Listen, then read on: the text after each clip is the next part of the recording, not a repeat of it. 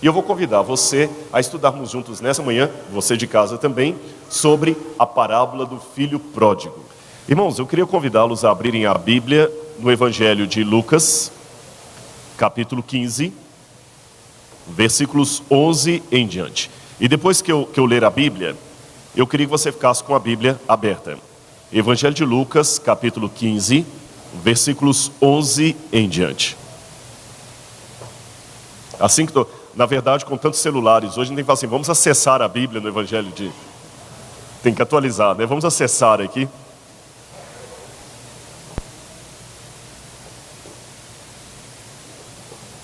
Esse negócio de celular hoje é uma coisa incrível. As pessoas podem fazer qualquer coisa ali, não é? Dizem que num velório uma vez alguém perguntou para o outro assim, escuta, qual é a senha do Wi-Fi? Aí o outro indignado falou assim, respeite o morto. Ele falou, tudo junto?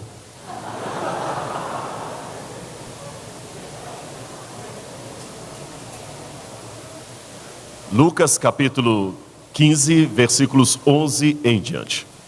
Na minha tradução diz assim, continuou. Certo homem tinha 2 filhos. O mais moço deles disse ao pai, pai, dá-me a parte dos bens que me cabe. E ele lhes repartiu os haveres. Passados não muitos dias, o filho mais moço, ajuntando tudo que era seu, partiu para uma terra distante.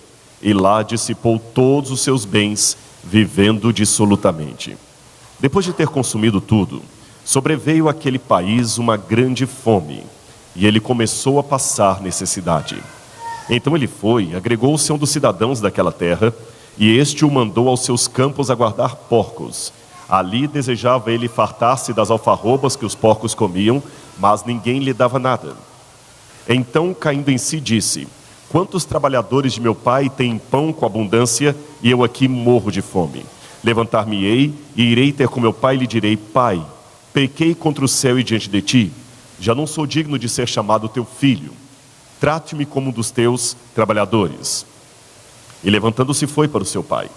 Vinha ele ainda ao longe quando seu pai o avistou e compadecido dele, correndo, o abraçou e beijou. E o filho lhe disse, pai, pequei contra o céu e diante de ti, já não sou digno de ser chamado teu filho, trata-me como um dos teus trabalhadores. O pai, porém, disse aos seus servos, trazei depressa a melhor roupa e vestiu, ponde-lhe um anel nos dedos e sandálias nos pés. Também disse, matai o novilho cevado, comamos e regozijemo-nos, porque este meu filho estava morto e reviveu, estava perdido e foi achado. E começaram a regozijar-se. Ora, o filho mais velho estivera no campo, e quando voltava, ao aproximar-se da casa, ouviu a música e as danças. Chamou um dos criados e perguntou-lhe o que era aquilo. Ele então lhe informou, veio teu irmão e teu pai mandou matar o novilho cevado porque o recuperou com saúde. Ele se indignou e não queria entrar. Saindo, porém, o pai procurava conciliá-lo. Mas ele respondeu a seu pai, há tantos anos que eu te sirvo sem jamais transgredir uma ordem tua, e nunca me deste um novilho sequer, um cabrito sequer, para alegrar-me com os meus amigos. Vindo, porém, este teu filho, que desperdiçou os teus bens como meretrizes, tu mandaste matar para ele o novilho cevado. Então lhe respondeu o pai, meu filho, tu sempre estás comigo, tudo que é meu é teu.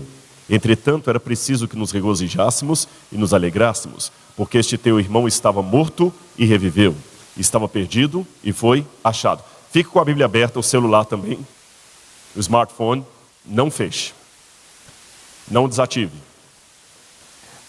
Quando essa parábola é contada dentro do contexto do Oriente Médio, ela choca as pessoas.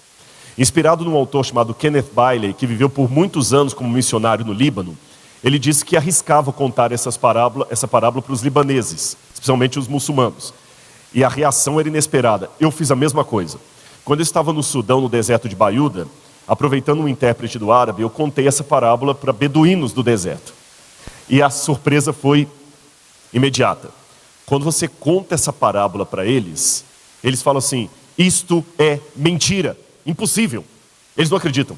A pessoa do Oriente Médio, ele é bem assim, passional. Quando ele sente uma coisa, ele sente com força. Quando ele está irado, ele ira mesmo. Se ele está chateado, ele rasga a roupa na sua frente. Se ele está de luto, ele pega a terra, joga na cabeça. Ele arranca fios da barba. Isso é impossível. Essa parábola é uma mentira. Não quero nem ouvir. Eles fazem assim. E eu insisti, por que essa parábola é uma mentira? Porque um jovem não teria coragem de se dirigir assim ao pai. Notinha de rodapé. Aqui no Ocidente, desde a Segunda Guerra Mundial, a figura do pai tem sido desconstruída para os jovens. Você olha pela televisão pós-Segunda Guerra Mundial. Quando você vê aqueles programas americanos, Jane é um gênio. Jane é um gênio. O marido dela, que era o pai de família, era um paspalhão. Os mais antigos lembram do filme A Feiticeira, que o Adams, o marido da feiticeira, era um paspalhão. Depois vieram os desenhos animados, os Flintstones. A figura do pai, um paspalhão. Os Jetsons, a figura do pai, um paspalhão. Atualmente você tem os Simpsons. A figura do pai, um palhaço. Alguém que não é digno de respeito. Agora é interessante que no Oriente Médio não é assim. O pai é a figura central da família. Ninguém levanta a voz contra o seu pai. Ninguém desrespeita o seu pai. Ele tem que respeitar. E depois do pai, a figura mais séria é o filho mais velho. É o primogênito. Então o rapaz não ia se dirigir assim ao seu pai. E eu insisti com a pergunta, mas tá, e se algum rapaz da sua aldeia falasse assim com o pai? O que aconteceria com ele? Eles me disseram, o pai dele bateria nele na mesma hora. E o expulsaria de casa. E ele seria expulso da aldeia. E possivelmente o conselho dos anciãos se reuniria e apedrejaria esse rapaz, segundo a lei, segundo o Alcorão. Eu falei, mas por que é tão sério assim a ofensa? Depois eu entendi. A mesma explicação que deram para Kenneth Bailey. Na lei do Oriente Médio, não tem como você dar herança para a pessoa com ela em vida, com você em vida. A herança só é dada depois que você morre. Em outras palavras, se o filho chega para o pai e fala, pai, dá-me a parte dos bens que me cabe, ele está pedindo, pai, eu quero que você morra. Imagina o seu filho chegando para você e fala assim, eu quero sua morte. Tem ofensa maior? Eu quero que você morra, meu pai. Então a ofensa do filho foi grave. Agora, quando eu conto essa parábola aqui no Ocidente também, ela parece estranha. Vamos raciocinar agora com categorias ocidentais e modernas. Imagine um homem que tem uma certa propriedade, uma empresa, e ele tem 2 filhos. 2 filhos. Um filho trabalha na empresa, já está fazendo administração, porque ele sabe que quando o pai aposentar ou morrer, ele vai tocar o negócio da família. Trabalhador, todo dia ele está ali mais cedo, sai mais tarde. Se você vai no escritório, lá no escritório, a luz do computador dele está acesa, que ele está trabalhando lá. Ele se preocupa com o mercado de trabalho, em abrir filiais. O que o pai precisa, ele está cuidando ali. O outro filho mais moço só gosta de balada, festa. Começou 2 ou 3 faculdades e não levou até o final. O pai gastou dinheiro à toa. De madrugada o pai recebe um telefonema. Está lá o filho na delegacia preso porque foi apanhado numa lei seca. Estava dirigindo embriagado, alcoolizado. Bateu o carro. Já teve problema com a namorada. Vive a noite toda embalada, chegando em casa de madrugada bêbado, com sintomas de vício em álcool e drogas. Não vale nada aquele rapaz. Bem o contrário do irmão. Um dia esse mesmo rapaz, que fica desse jeito assim, chega para o pai e fala, pai, eu quero ir embora, eu já constituí um advogado, eu sou emancipado, o senhor pode me dar parte da minha herança agora, eu quero curtir a vida enquanto eu estou jovem. E o pai cai na besteira de vender parte da empresa, transformar em dinheiro e entregar para aquele filho. Eu sei que os pais que estão aqui falam assim, esse homem é um louco, é um pai, como é que se diria? Sem moral. Não é isso? Que adula o menino cego. Não é assim que parece? Pior, esse menino sai de casa, torra o dinheiro da empresa em balada, festa, como diz ali, um monte de amigo bebendo com ele, paga para todo mundo. Daqui a pouquinho começa a acabar o dinheiro, e vai acabando o dinheiro, e vai acabando o dinheiro. Ele do hotel que ele ficava chique, ele começa a morar numa pensão, depois na sarjeta, volta para a empresa depois com a cara mais lambida do mundo e fala, pai, olha, eu pequei, dá uma chance aí. E o pai, ô filhão, vem cá. E o que é pior, na parábola, quando o pai coloca um anel nos dedos e sandália nos pés, não é daquele tipo que a gente imagina assim, tira essa roupa suja, vai lá, compra uma roupa limpa para ele, vamos tirar essa roupa suja. Lembra que José do Egito ganhou do pai o quê? Que os irmãos até tentaram matá-lo. Uma túnica especial. E quando o faraó coloca José como substituto, o que o faraó coloca? Um anel. Ponde-lhe um anel nos dedos, sandálias nos pés. Trazei depressa a melhor túnica e vestiu. O pai estava dando um cargo de liderança para ele entre a tribo. Então, voltando à parábola moderna, o pai vira para esse menino e fala assim: olha, ele vai ser gerente agora da empresa, viu? Se você fosse o irmão mais velho, você ficaria indignado? Sim ou não? Você que está assistindo de casa, você ficaria indignado? Eu ficaria, claro. Olhando por esse ponto de vista assim, desculpe, eu estou com o irmão mais velho e não abro. Não quero causar uma polêmica na igreja, mas o irmão mais velho tem todo sentido de ficar revoltado. O outro acabou com a empresa, acabou com tudo, e o pai... E outra, pai, eu estou aqui trabalhando, o senhor nunca no meu aniversário me deu nenhum carro. Agora chega esse teu filho aí. Olhando por essa ótica, a parábola parece ridícula. Escândalo para os do Oriente Médio, escândalo para os ocidentais. Mas eu não acredito que Jesus contava nenhuma história ridícula. Aquilo na parábola de Jesus que parece estranho, tem um motivo. Muito mais profundo do que nós imaginamos. Vamos tentar descobrir na Bíblia qual é. E tem mais um detalhe antes de continuarmos. A parábola parece que não tem fim. Se fosse uma novela mexicana, sabe aquelas novelas mexicanas? Sabe ou não? Vocês estão assistindo novela? Que vergonha. Assista ao Novo Tempo. Aí você fala, mas você também está assistindo, você sabe? Não, eu não nasci adventista. Mas é mais ou menos aquele negócio assim, né? Arlindo Orlando, diga Isaura, Isaura. Nós não podemos nos casar, por quê? Aí vai lá. Nós somos irmãos. Aí mostra o plano assim, né? Ele fala um choque atrás. Por que nós somos irmãos? Você não sabia? Somos irmãos gêmeos. Mas eu nunca percebi nada. Você nunca percebeu? Temos o mesmo pai, mesma mãe, mesma certidão de nascimento, mesmo dia de nascimento. Mas eu pensei que era coincidência. Se isso fosse uma novela mexicana, a história termina num suspense. Qual suspense? O pai, na porta, insistindo com o irmão mais velho para entrar. Qual a pergunta que você faz? Ele entrou ou não entrou?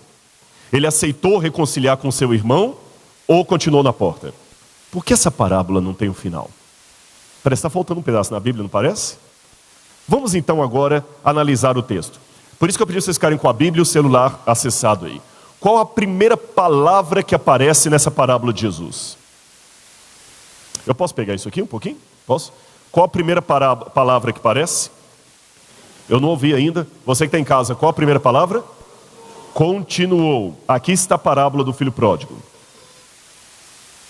Mas a primeira palavra que inicia essa parábola é a palavra, repitam, continuou. Ora, se eu chego aqui, ou você que está chegando agora na igreja, chegando à igreja, e me ouve falar assim, continuou, o que você deduz?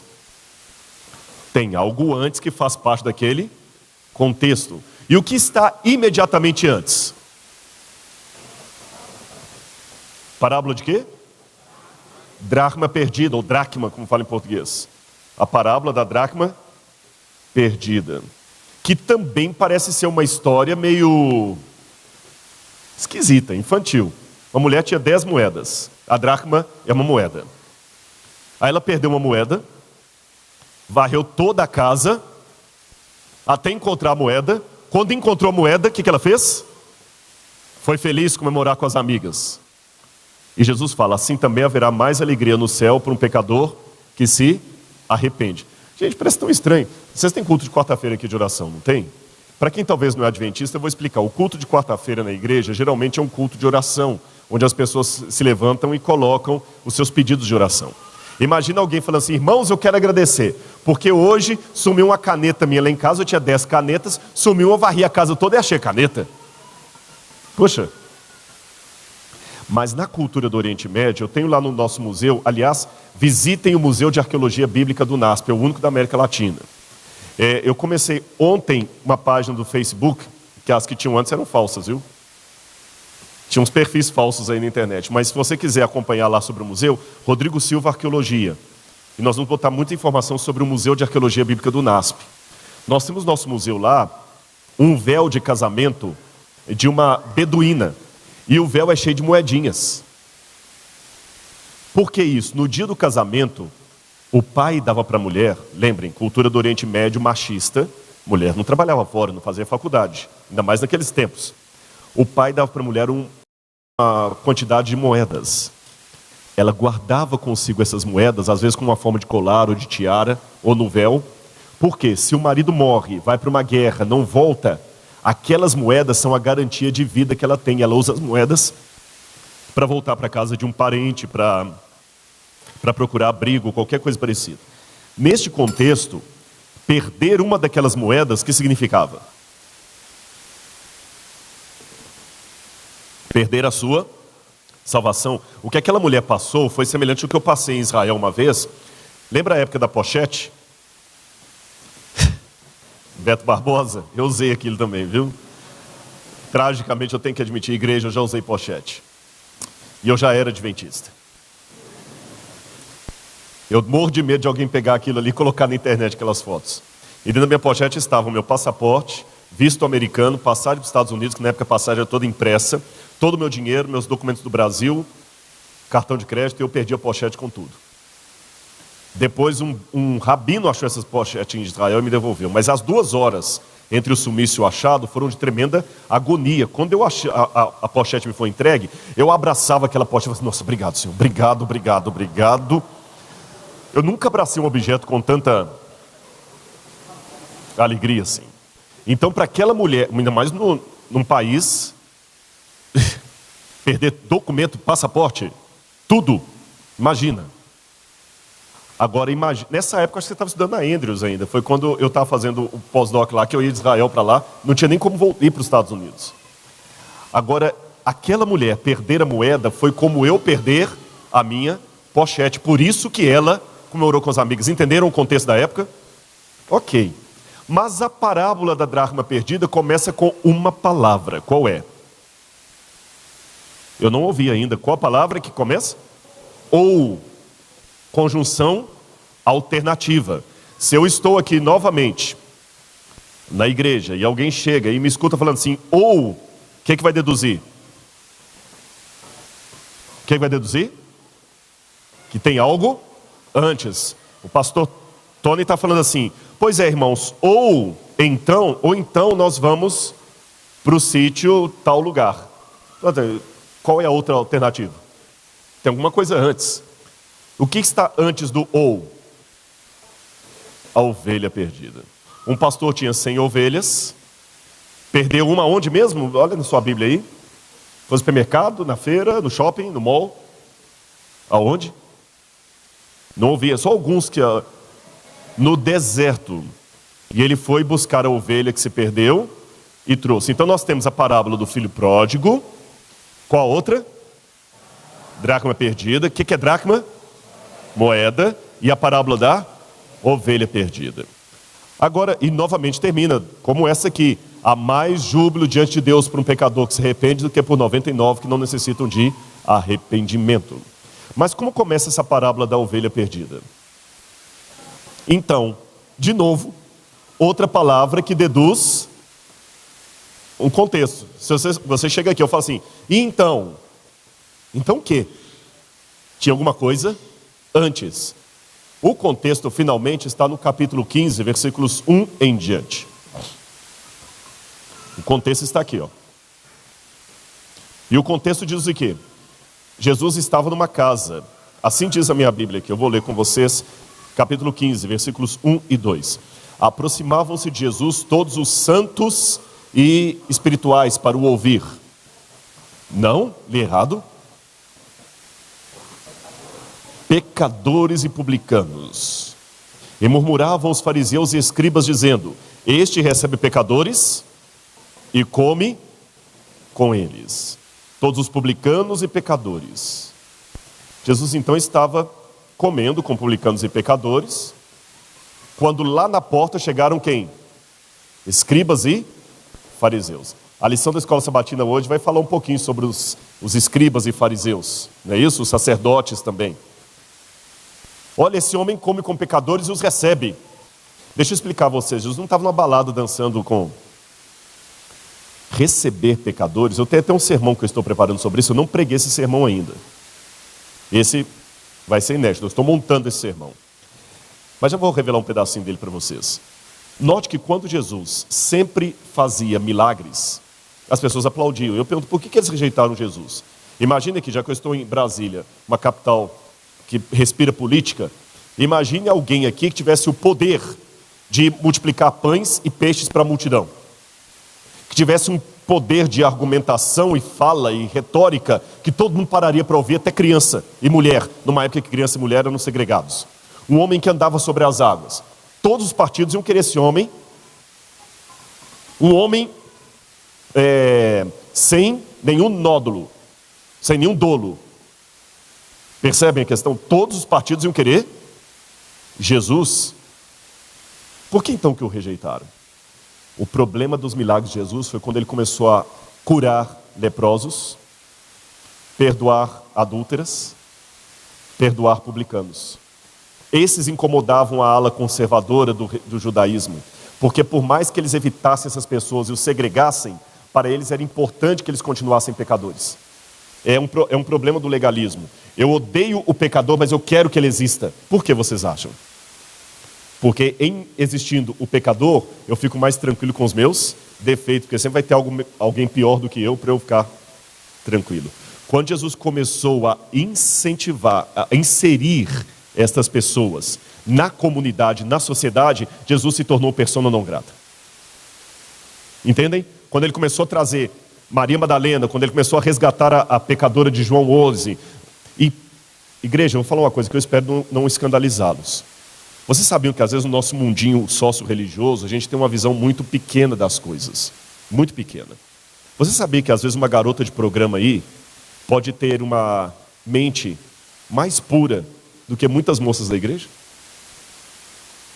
A gente pensa em garota de programa sempre como alguém de mau caráter, mas muitas meninas às vezes estão fazendo programa, foram violentadas na infância pelo pai, pelo padrasto, pelo irmão mais velho, perderam todo o respeito pelo corpo próprio, às vezes foram entregues para a escravidão, tem um problema psicológico de desestrutura familiar, se tiver psicólogo aqui sabe o que eu estou falando, que a levou para aquele lado e nós rotulamos as pessoas. É aquela velha frase, temos que odiar o pecado como Deus odeia o pecado, mas amar o pecador que precisa de salvação. Jesus estava assim. Chegam os publicanos e pecadores. Chegam os fariseus e escribas. Jesus então deixa aquele pessoal ali dentro da casa, muito pacientemente, fala assim, tá bom, o que vocês estão reclamando? O senhor está comendo com publicanos e pecadores, está inserindo esse pessoal na sociedade. Tá bom. Posso contar 3 historinhas para vocês? Pode. Vou contar. Havia um pai que tinha 2 filhos, etc, etc. Pergunto para vocês, vamos falar da ovelha. A ovelha sabe que está perdida? Não? Sabe. Quem já teve cachorro aí? Quem já teve cachorro?